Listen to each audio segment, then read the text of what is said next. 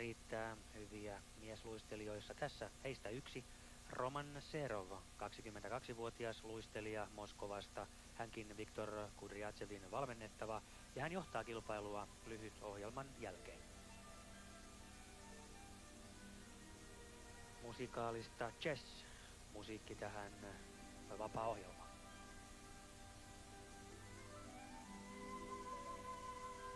Ei suuria kansainvälisiä merittejä vielä. 2 kertaa Venäjän mestaruuskilpailuissa 5.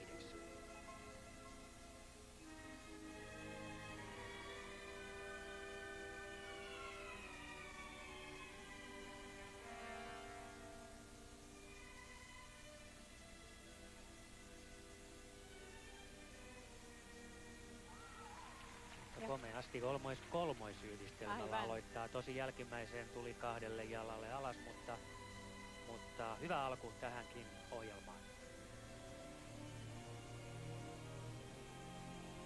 Ja jatkuu kolmoisuus kaksoistulppiyhdistelmällä.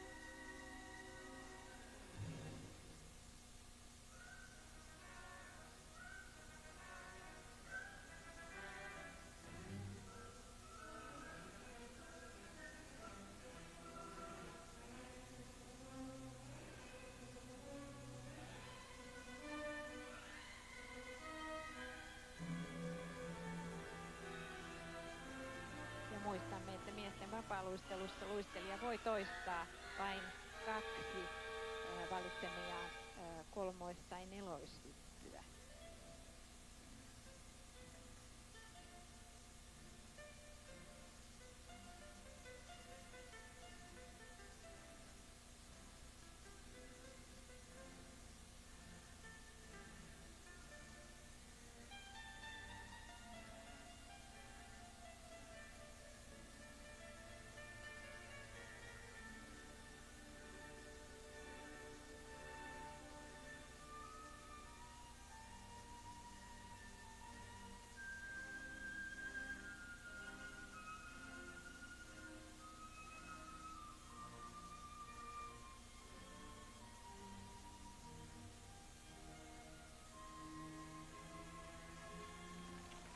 Erittäin vaativa kolmoisakseli, joka oli yhdistetty tuohon linjaaliliukuun.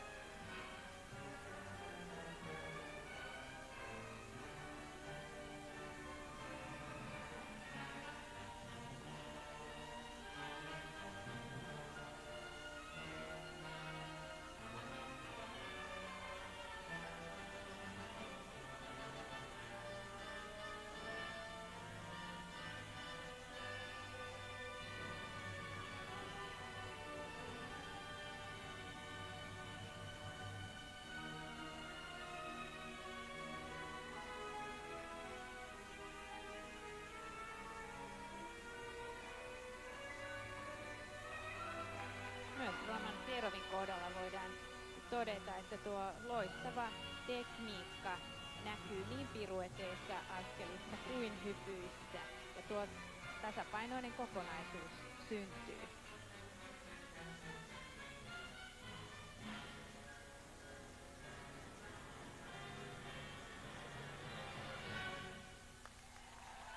Serov haastaa nyt ilman muuta Vasilevskin kilpailun johtopaikalla ja saattaa olla, että nimenomaan tuo esittämispuoli on se, joka hieman kokeneemman, hieman vanhemman Serovin nostaa tässä nyt ykköseksi. Tässä oli kypsää, todella rauhallista ja silti toki kova vauhtista luistelua. sisältäen nuo vaativat kolmoisaksel-hypyt ja toinen niistä erittäin vaativasti vielä askelin liitettynä. Tässä näemme kolmoisaksel ja tuo kolmoistulppi, jossa aivan oikein havaitsit tuon pienen alastulovirheen. Tässä Tiiu Valtmäe, hän on valmentaja Viktor Kurjatjevin valmentajakollega ja huoltaa luistelijoita täällä.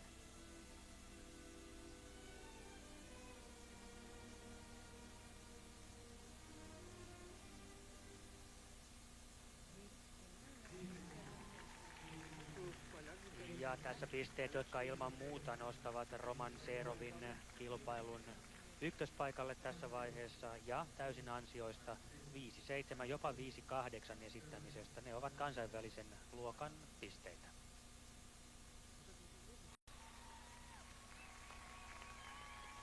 Nyt Helsingin jäähallin valitettavan harvalukuinen yleisö saa kannustettavaa. Markus Leminen ensimmäistä kertaa tällä kaudella kotiyleisön edessä, toki eilen mukana jo lyhytohjelmassa, jonka jälkeen Markus, kuten todettua, kilpailussa 6. Nyt meillä on hyvä mahdollisuus verrata hänen taitojaan kahteen nousevaan venäläiskykyyn. Viime kausi päättyi maailmanmestaruuskilpailuissa sijalle 24. Varmasti pieni pettymys kotijäällä, mutta siitä huolimatta ura jatkuu ja uudet haasteet odottavat.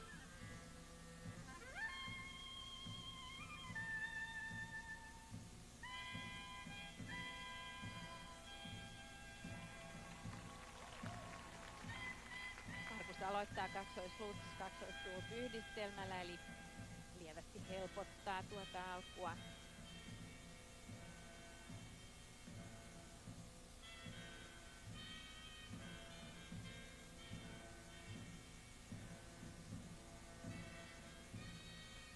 Kolmoisaksel pienellä käsikosketuksella, teknisesti korkea.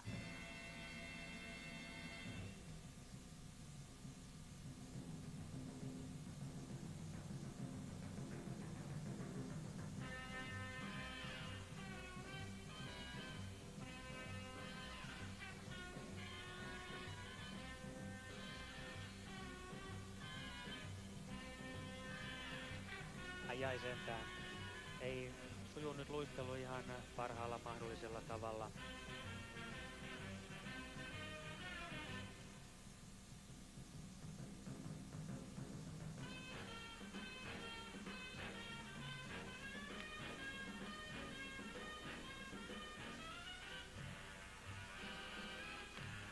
Epävarmuutta nyt kautta linjan on Markuksen luistelussa. Ei saa mies aivan parasta taitoaan, jota hänellä kyllä eittämättä on, kuten vaikkapa 2 vuoden takaiset Euroopan mestaruuskilpailut osoittavat. Silloin hän ylsi uransa parhaaseen arvokisa sijoitukseen ollen 13.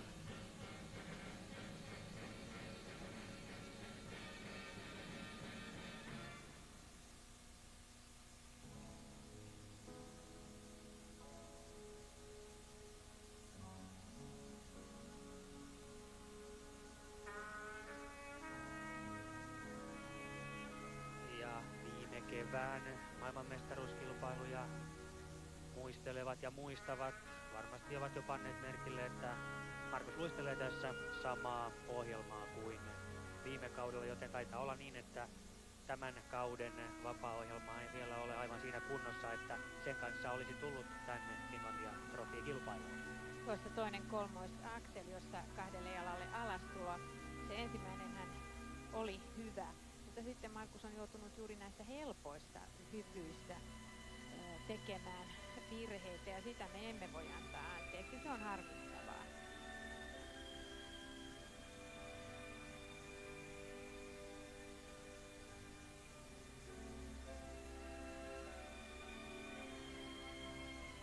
Ja nyt kolmoistulp. Hän korjailee tästä. Ja niin pitääkin.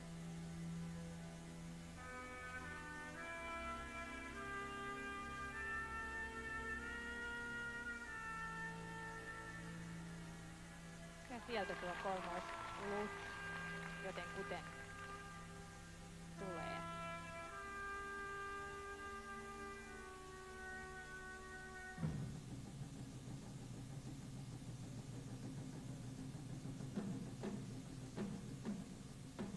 Markus on hyvä esittäjä, vauhdikas luistelija, jolla on toki hyvä tekniikka ja pohja, ja tuo tuommoinen suoritusvarmuus on siis se, jota toivomme häneltä tämän kauden aikana. Ja taas helposta hypystä hän helpottaa, eli kaksoissalko, mutta hän tekee uuden ja sitten kolmois, pieni käsikosketus.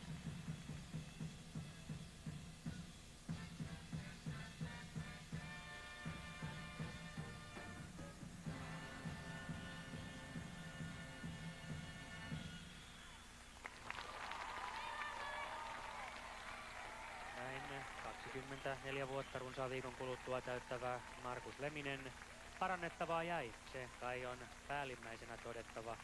Kauden tärkeimmät kilpailut ovat tietysti edessäpäin. Euroopan mestaruuskilpailut tammikuun lopulla Viinissä ja sitten maalis-huhtikuun vaihteessa ensi vuoden puolella maailmanmestaruuskilpailut Nitsassa.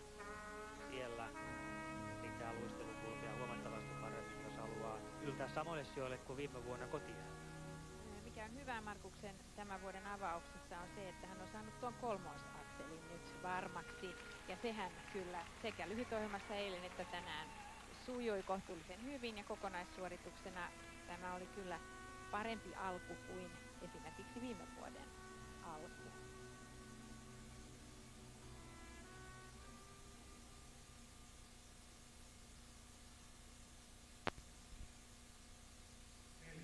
Oikeastaan yllättävänkin alhaisiksi jäävät nuo tekniset pisteet teknisistä ansioista sinne 4-5, 4-6 tasolle. Eipä taida Markus näillä pisteillä ja tällä suorituksella sijoitustaan parantaa.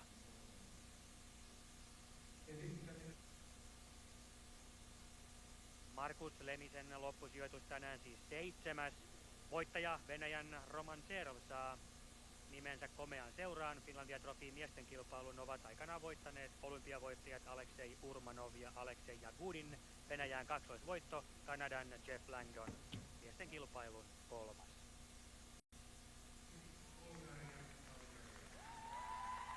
Seuraavaksi siirrymme hetkeksi jäätanssikilpailun pariin. Tänään päätöspäivänä vuorossa vapaa tanssi ja tässä kilpailua johtava Bulgarian pari Albena Denkova, Maksim Staviski, hyvä kansainvälisen tason kaksikko, viime vuonna Euroopan mestaruuskilpailussa 9, MM-jäällä 11. Jäätanssi on täksikin kaudeksi kokenut uudistuksia. Näin on, ja kun nyt seuraamme tässä vapaatanssio-osuutta, niin kuulemme mahdollisesti laulettua musiikkia, se on siis sallittu. Samoin tuollainen juonellinen kokonaisuus on hyvin tavallinen tänä vuonna. Ja sitten on paljon lisätty vaatimuksiin näitä pariluistelun omaisia liikkeitä, kuten paripiruetit, erikseen suoritetut askelsarjat ja niin edelleen. On aika jännä suunta, koska vielä muutama vuosi sitten pyrkimys oli aivan toisenlaiseen tanssillisuuteen, mutta näin tämäkin laji kehittyy. Tässä siis Bulgarian Albena Denkova, Maksim Staviski.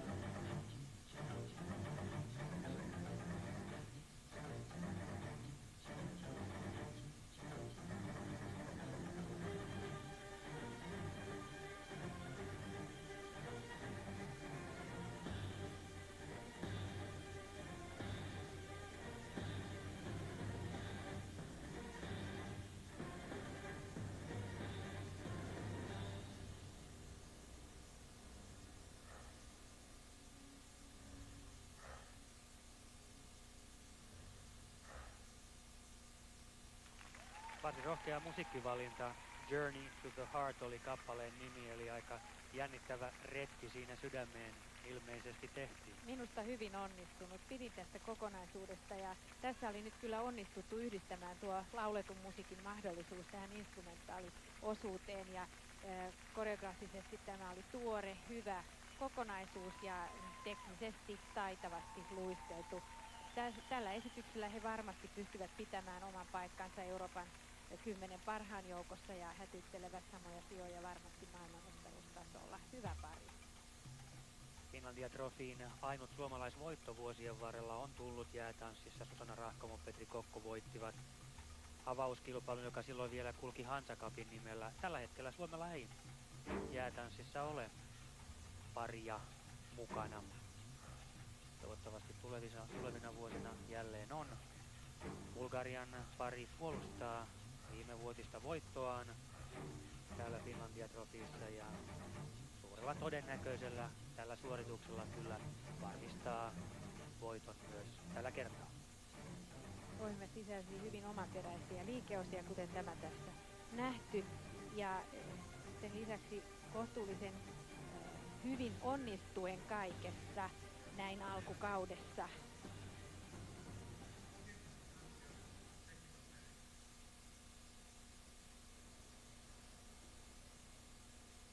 Tässä jäätanssikilpailun tulokset ja niinhän siinä kävi, että viime vuoden voittajat Denkova, Staviski uusivat voittonsa.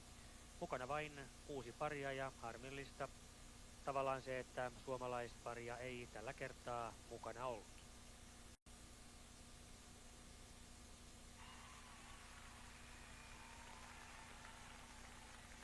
Näin siirrymme naisten kilpailuun, jonka meidän osaltamme aloittaa Helsingin luistelijoiden 18-vuotias Elina Kettunen. Lyhytohjelman jälkeen, eli avauspäivän jälkeen 11 kilpailijan joukossa 7. Suomalaisittain naisten taitoluistelussa on mielenkiintoinen tilanne, nimittäin Alisa Trein 9. sijan myötä. Meillä on tammikuun Euroopan mestaruuskisoihin 2 paikkaa naisten kilpailuun ja Alisan seuraksi joukkueeseen on tyrkyllä 2 luistelijaa, Elina ja hetken kuluttua luisteleva Sanna-Maija Wiksten. Ja tämäkin on yksi tärkeä näytön paikka. Elu aloittaa kolmoisflutsilla, pieni käsikosketus siinä.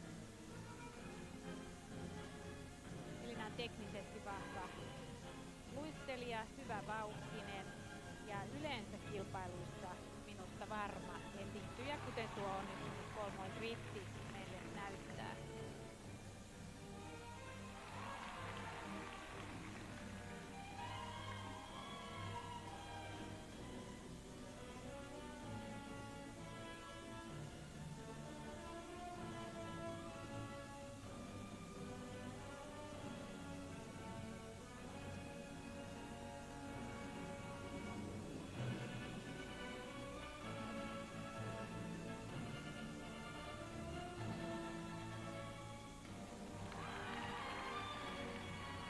Flippi. Minusta hyvä alku.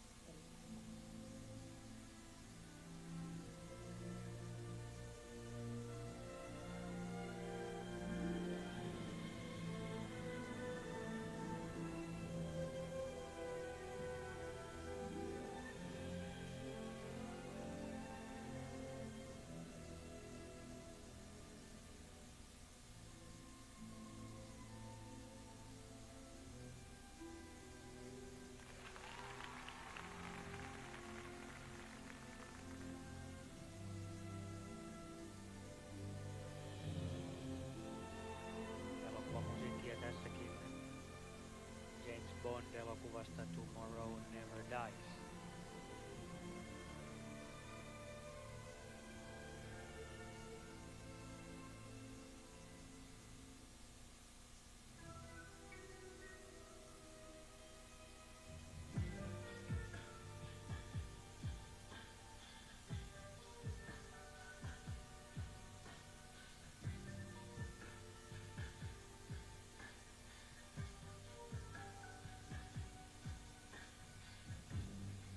Ja toinen kolmoisflutsi-yritys jää epäonniseksi.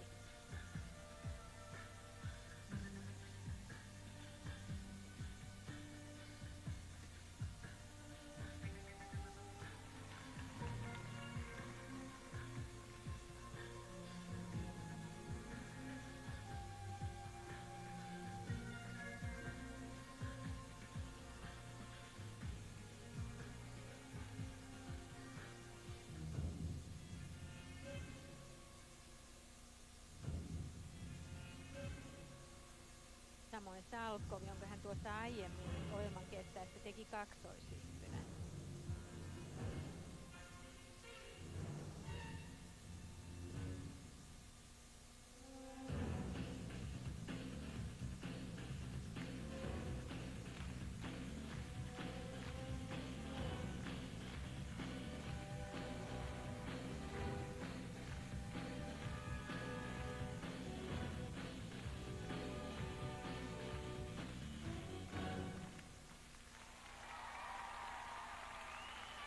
Susanna Haarolan valmennettavan Elina Kettusen kausi alkoi hyvin. Hän oli Oberstdorfin kilpailuissa tänä syksynä palkintopallilla 3.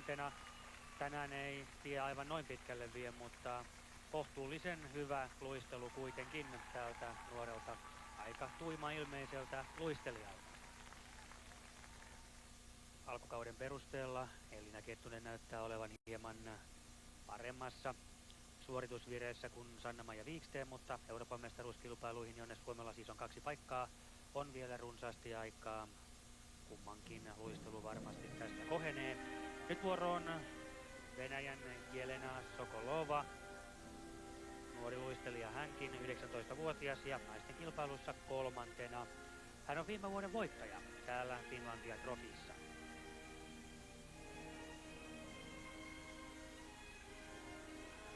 Ja aloittaa komeasti kolmoisluut kaksoistuuppi yhdistelmällä.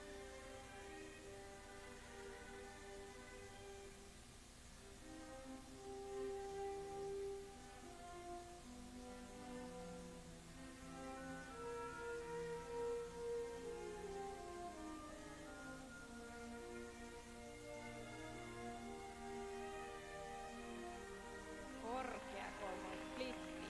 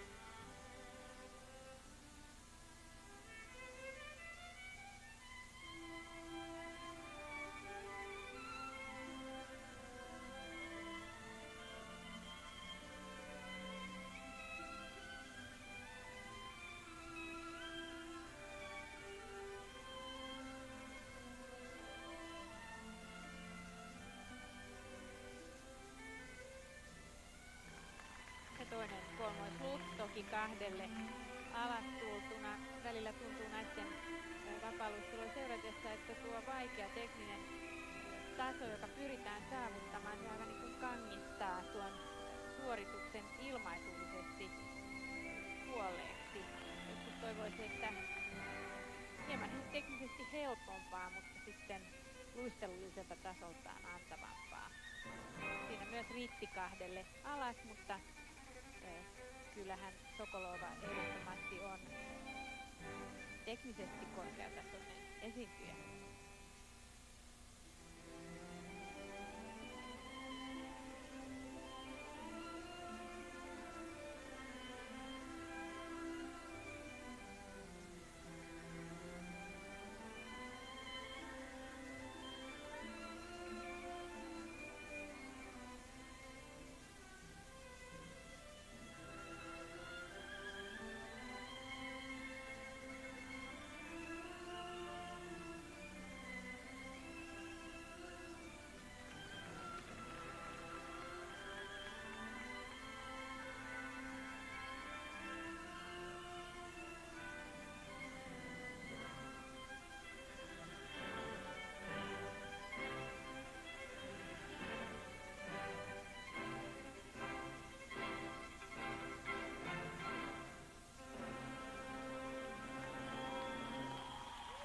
Venäjä on perinteisesti lähettänyt varsin kovatasoisen joukkueen Finlandia Trofyin naisten puolella voittajia, muun muassa maailmanmestarit Maria Butirska ja Euroopan mestari Irina Slutska ja Sokolova siis voittaja viime vuonna.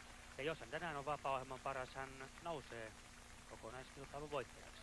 Ohjelma vapautui loppuosaltaan ja saatiin nähdä hänen viehättävää hymyään ja vapautunutta ilmaisuaan tuon ohjelman loppumetreillä onneksi, koska toki hän juuri siinä on myös vahvimmillaan. Siinä aivan puhtaasti suoritettu kolmoisstulppi, kaksoisstulppi yhdistelmä ohjelman alussa.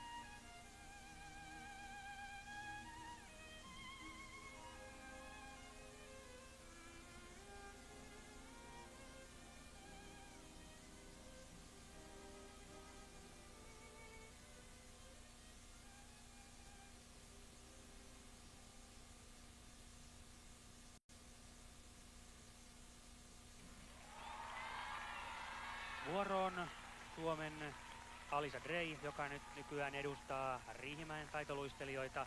Äiti Jelena ja Tatjana Tarasova valmentavat häntä. Alisa ennen Jelena Sokolova luistelija sai siihen 5 pintaan pisteitä, joten Alisa, joka lyhytohjelman jälkeen oli 4. 1 pykälän Sokolovan perässä, omaa nyt selkeät mahdollisuudet nousta tässä kilpailussa 3 parhaan joukkoon, mikäli onnistuu tänään tässä vapaa-ohjelmassa. Hänen viime kautensa oli erittäin hyvä. Euroopan mestaruuskisoissa 9, MM-kisoissa Helsingissä 14. Alisa aloittaa kolmoistulppi yhdistelmällä. Tuo jälkimmäinen oli hieman vajaa, mutta siihen ei tullut mitään tasapainovaikeuksia alastuloa. Ja musiikkina, kuten varmasti jo olette tunnistaneet tangoa, säveltäjä Lisandro Adroveri.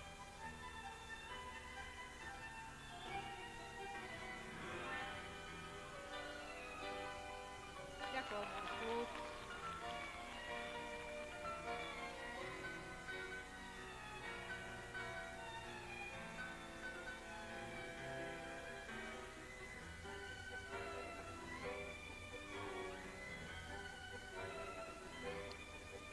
Kolmoisflipissä Alisa joutuu antautumaan hieman, se lähti vinosti.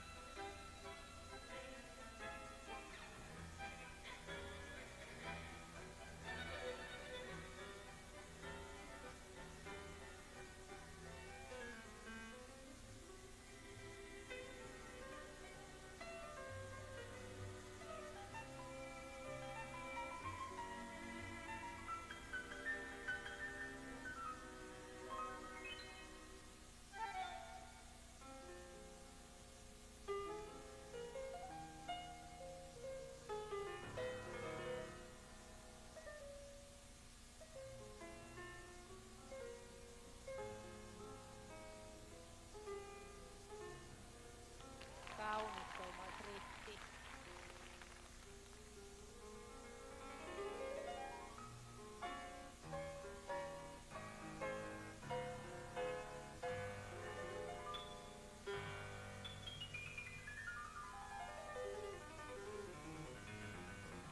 Niin, toinen kolmoisflippi onnistui, sen sijaan suuresta innostuksesta hän saa maksaa tuossa. Se hieman kieltämättä vaikutti. Hän on äärimmäisen temperamenttinen esiintyjä silloin, kun hän vain pääsee irti tuosta tekniikan tuomasta kohmeudesta. Tämä tango näyttäisi sopivan hänen temperamentilleen kyllä varsin hyvin.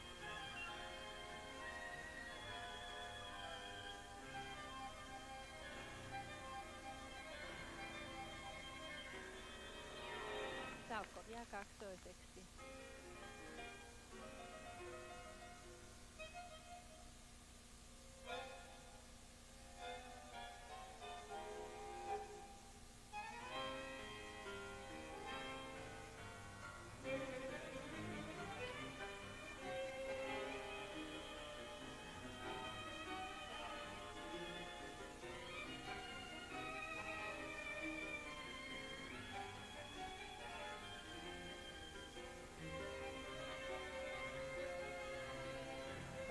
Axel, joka jäi ykköiseksi, mutta toki hän tekee sen nyt.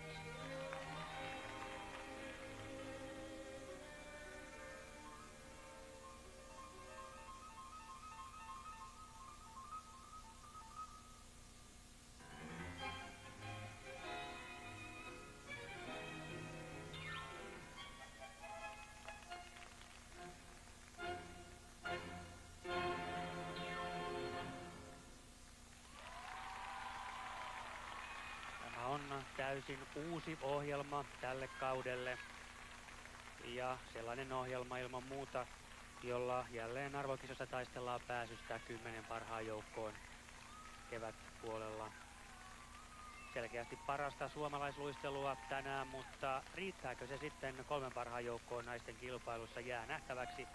Onnistuminen ei ollut aivan paras mahdollinen, mutta tasapainoinen, hyvä, vapaa ohjelma kuitenkin. Ja on ilahduttavaa nähdä, että Alisan ohjelman rakenne on sellainen, että hän aloittaa siis 3-3 yhdistelmällä, josta seuraa sitten tuo 3 luts yhdistelmä ja sitten vielä 3 flippi. Ja tämä alku on kyllä aika täyttä tavaraa, jos se onnistuu tuolla kansainvälisellä tasolla. Tuossa tuo pieni sukellusyritys, mutta onneksi järvi oli jäässä.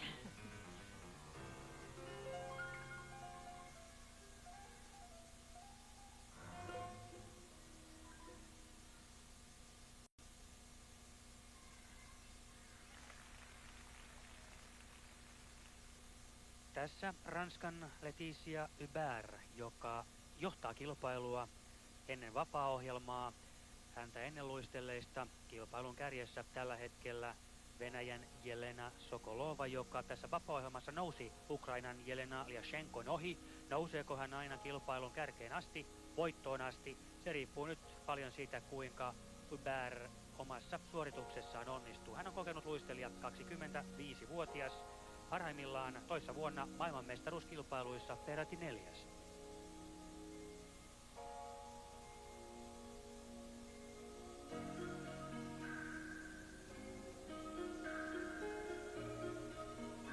Aloittaa kaksoisluutsilla.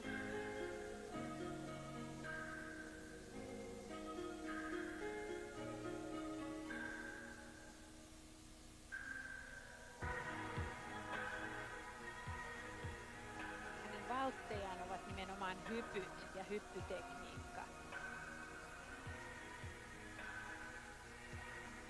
3 riitti kiertyy yli ja alastulossa virheitä.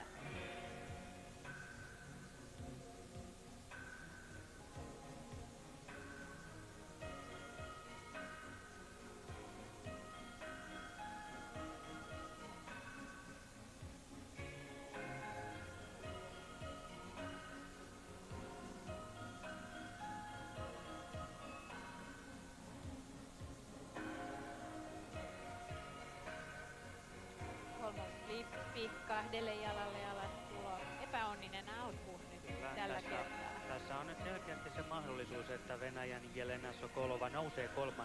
sieltä kilpailun voittoon ja jatkaa näin venäläishallintaa Finlandia Trofyin naisten kilpailussa, mutta nyt Hubert onnistuu ja jos jatko sujuu samaan tahtiin, hänellä on vielä mahdollisuudet toki säilyttää kilpailun johtopaikkaa.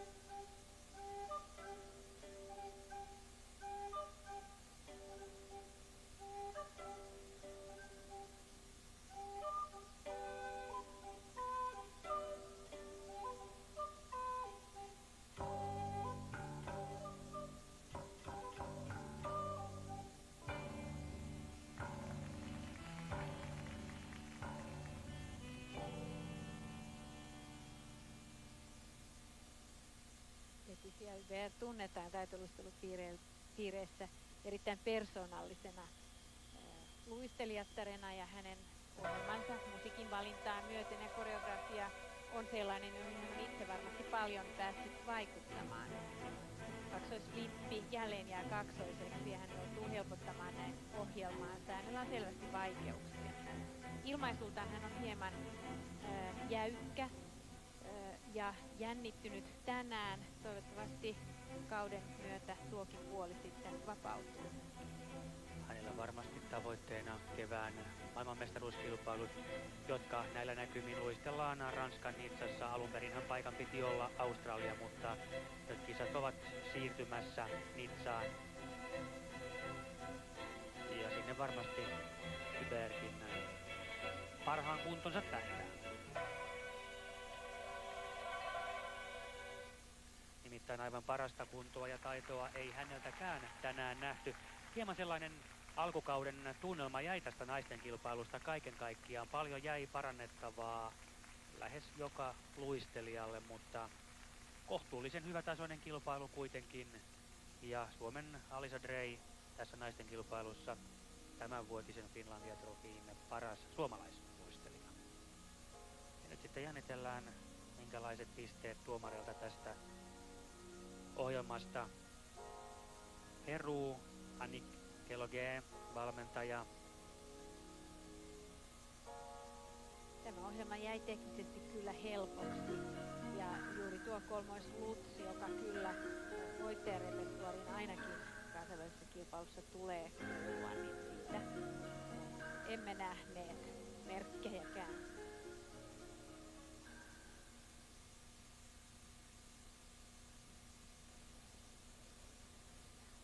Niin kävi, että venäläistahti naisten luistelussa Finlandia Trofissa jatkuu. Tämä on 5. vuosi peräkkäin, kun venäläisluistelija naisten kisa voittaa. Ykkönen Jelena Sokolova, Jelena Lyashenko Ukraina kakkoseksi ja lyhyt ohjelman jälkeen johtanut Hubert putosi lopulta 3. Alisa Drey 4. Elina Kettunen nousi 6. ja Sanna-Maja Wiksten 3. suomalainen tänään 9. Naisten kilpailu jäi valitettavasti tasoltaan vielä alkukauden kankeaksi. Emme nähneet yhtään nappisuoritusta.